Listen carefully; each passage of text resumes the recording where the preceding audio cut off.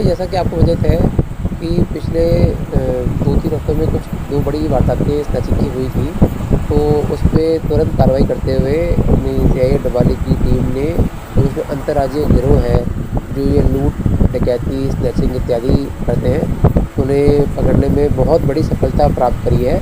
और इनके अरेस्ट से लगभग 15 से ज़्यादा वारदातें अलग-अलग थानों में, शहरों में, राज्यों में वो इन्होंने करी है, उसका खुलासा हुआ है। मैं बताना चाहूँगा कि 3 नवंबर 2024 को एक कंडक्टर गुरलाल सिंह है, उनसे उनका बैग छीना गया था और जो चलानिंग जो मशीन वगैरह होती है, टिकट की मशीन होती है, वो भी छीनी गई थी उनसे।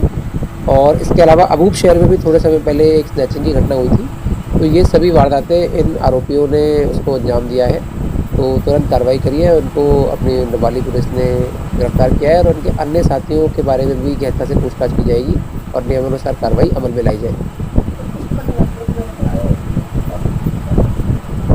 देखिए, इनका बड़ा एक एलैबोरेट नेटवर्क है और जिस तरह की वारदातें आपको मैं बताता हूँ कि भाई जैसे इन्होंने आर्म्स एक्ट की वारदातें हो गई, स्नैचिंग की हो गई, मारपीट की हो गई।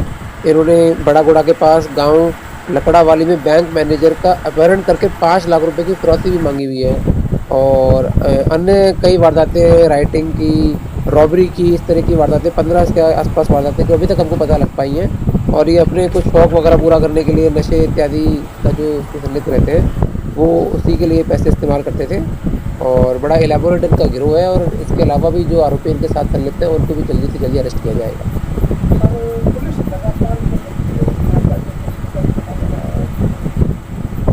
नहीं, आपने बिल्कुल ठीक कहा और हम समाज को सुरक्षित रखने के लिए पूर्ण रूप से कटिबद्ध हैं।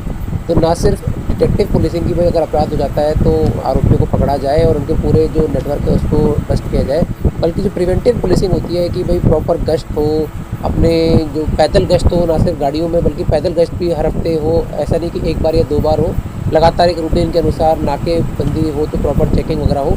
तो प्रिवेंटिव पुलिसिंग और डिटेक्टिव पुलिसिंग दोनों पे हम गहनता से कार्रवाई करने का प्रयास कर रहे हैं।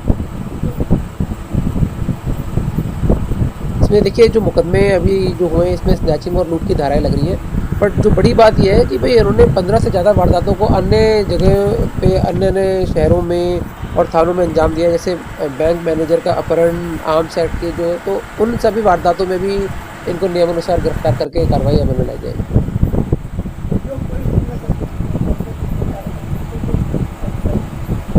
बिल्कुल, आपने ठीक कहा है। देखिए, जो पुलिस के जो अपने सिपाही होते हैं, कर्मचारी होते हैं, जो फील्ड पे काम करते हैं, उन्हीं के बलबूते पे ये सक्सेस पुलिस डिपार्टमेंट को, डोभाल पुलिस को मिलती है। तो उनको पूरे सम्मान के साथ नवाजा जाएगा, पहले भी और आगे भी जो सराहनीय काम कर रहे हैं उनको पूरी तरह से सम्मानित किया जाएगा। 112 की जो सर्विस है वो प्रोवाइड करती है, उसमें आप 112 पे कॉल करके कोई भी महिला या पुरुष भी, ऐसी कोई बात नहीं, महिला ही नहीं पुरुष भी वो कॉल करके बोल सकते हैं कि मैं अपनी ट्रिप मॉनिटरिंग करवाना चाहता हूँ या करवाना चाहती हूँ। तो उनको एक लिंक आएगा और उस लिंक में वो अपना बेसिक डिटेल भेज देंगे। तो हर एक आधे घंटे में उनको लगातार मैसेज आता रहता है और बाई चांस अगर उनको कोई समस्या आती है तो इमीडिएटली कॉल करके बता सकते हैं। तो बेसिकली उनकी ट्रिप हर 15 मिनट, आधे घंटे जैसे भी वो सेलेक्ट करते हैं वो मॉनिटर होती रहती है, उनको मैसेज आते रहते हैं। तो व्हाट्सएप पे किसी महिला से उस तरह सेकंड हैंड पे कनेक्टेड रहती हैं, तो एक तरह से वो सेफ फील अपने आप को कर पाती हैं वो। तो बाई चांस अगर मान लीजिए अगर उनका रिप्लाई किसी बारे में नहीं आ पाता है तो वहाँ पर एक अलर्ट या पैनिक मैसेज चला जाता है। तो उससे एक बहुत सराहनीय पहल है अपने डायल 112 की जो टीम है। और सबसे विनम्र निवेदन है कि महिलाएं एवं अन्य जो भी अगर जो लंबे रास्ते में ट्रैवल करते हैं या रोज़ ट्रैवल करते हैं या उनको किसी भी प्रकार का भय अंदर मन में रहता है, तो एक ट्रिप मॉनिटरिंग की सेवा है 112 पे, उसको ज़रूर अवेल करें।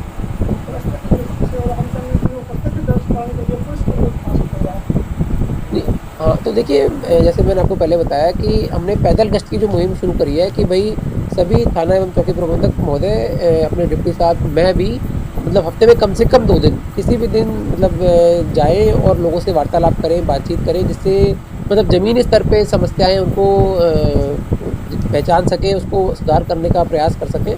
तो ये हमने इंश्योर किया है। और इसके अलावा लगातार हम जैसे अपनी केमिस्ट एसोसिएशन हो गई या अपनी व्यापार मंडल हो गया या अलग अलग जो एसोसिएशंस यहाँ पर हैं उनसे भी हम लगातार वार्तालाप करते रहते हैं। तो अगर उनकी कुछ स्पेसिफिक समस्याएं उनका हम निदान कर पाएँ तो जितना ज़्यादा संवाद बढ़ता है उतना ही ज़्यादा लोगों के इनपुट भी आ पाते हैं और समस्या का निदान करने में सहायता प्राप्त होती है। देखिए आपने बिल्कुल ठीक कहा कि आम जन में विश्वास और अपराधियों में भय, यही मतलब हमारा ध्येय वाक्य होना चाहिए। तो आम जन से तो हम लगातार संपर्क करते रहते हैं, जैसे वार्तालाप मैंने बताया कि जो एसोसिएशंस हैं उनके द्वारा भी, या आम जन से पैदल गश्त के दौरान भी वार्तालाप करते रहते हैं। और मुझे बहुत सहयोग मिल रहा है, लोग फ़ोन करके अपनी समस्याओं का निदान करने के लिए फ़ोन भी करते हैं या कुछ बात बताना चाहते हैं। और अपराधियों से तो निवेदन यही है कि अपराध करने से ना सिर्फ वो मतलब अकेला व्यक्ति, बल्कि उनके परिवार और समाज पर भी बड़ा उसे मतलब एक कटु प्रभाव पड़ता है। तो और पूरा जीवन फिर, क्योंकि उसमें अभियोग और अन्य जो कार्रवाई होती है उससे एक दिन की बात नहीं, आगे जीवन भी उससे काफ़ी ख़राब हो जाता है। तो निवेदन यही है कि स्पोर्ट्स की तरफ, एजुकेशन की तरफ अगर जो युवा पीढ़ी है या इस प्रकार के जो लोग अगर कहीं थोड़ा भटक गए हैं तो जाएँ।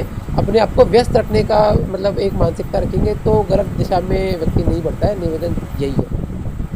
जी, बिल्कुल आपने सही कहा लोग भी काफ़ी सारे आपके विरोध हुआ करते थे।